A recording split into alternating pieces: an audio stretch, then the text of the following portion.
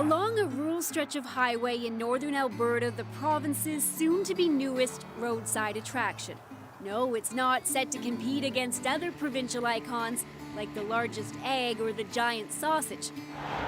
This turnoff leads to a $34 million dinosaur museum in the final stages of construction. And it's located in Wembley, Alberta, population 1,300. So just why put a dinosaur museum here? To answer that, you can board the museum's helicopter to take a 15-minute flight to the Pipestone Creek bone bed. It goes under the sediment and it actually rolls right into the hill right there. It might not look like much, but paleontologist Matt Hearn says in a space roughly the size of a football field lies a prehistoric burial ground. The dinosaurs are thought to have got caught up in a catastrophic flood event where they were overcome and washed to this point in a river in flood. Possibly thousands of individuals, at least hundreds that we know of, didn't survive, and they all ended up in this place. This ridge is now called the River of Death and Discovery. More than 3,000 bones have been found in this one area, making it one of the densest deposits of dinosaurs in the world. It's thought that the dinosaurs died about 73 million years ago. The bones were discovered in 1973 by Al Lacusta, who just happened to be out for an afternoon ramble. I could see what I thought was bones, so I clambered up there, and sure enough, there was some rib fragments, some vertebra, part of a thigh bone. This is part of a femur. The high school science teacher applied for a permit. Every night after school, he went back to fill up his backpack with up to 100 pounds of rock and bone, then lug it 1 kilometer out of the bush before laying it out in his basement. Almost all of it was covered with bone. What did your wife think about all of this? Well, first of all, she said we're probably the only ones who have a basement that's decorated in the early Cretaceous. But I had to remind her it wasn't early, it was late Cretaceous. Eventually, Lacusta's permit expired, so his digging stopped. That bone was sent to a museum, and the Pipestone Creek bone bed lay relatively untouched for a decade.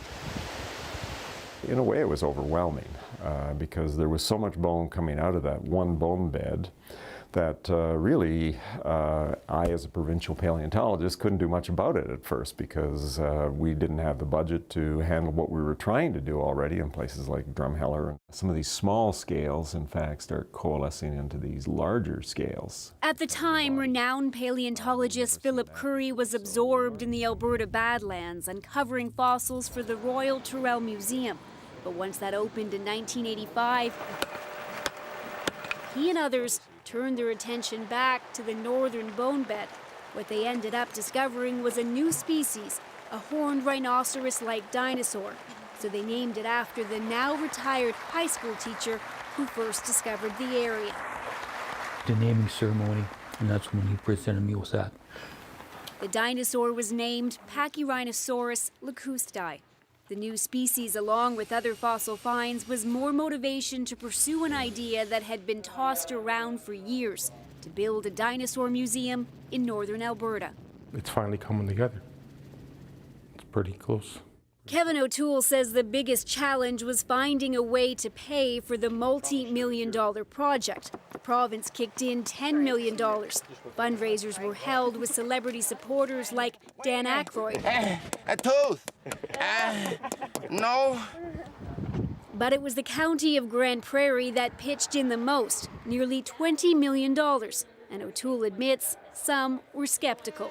There's a number of people that felt that that amount of money being spent on a project like this was far-fetched. But I think now that it's in the finishing and final stages, that it's coming to a reality. The final exhibits are now being assembled, and museum officials promise the high-tech layout will wow. Exhibits are interactive. Tablets bring the skeletons to life, giving visitors a sense of just how the dinosaurs lived. It's expected that thousands will stop in this fall to visit what's been named the PJ Currie Museum. I felt very funny about it. Most of the time things get named after people after they're dead, right? And I wasn't quite willing to admit that yet. Well, Currie admits that the remote location likely won't draw the same kind of audience as the province's other dinosaur museum. He feels success isn't measured solely by how many people walk through the doors. For me as a scientist, the most important thing will be how many discoveries are made because of the location of that museum. And how that contributes to our understanding of just what roamed the earth here all those years ago. Briar Stewart, CBC News, Wembley, Alberta.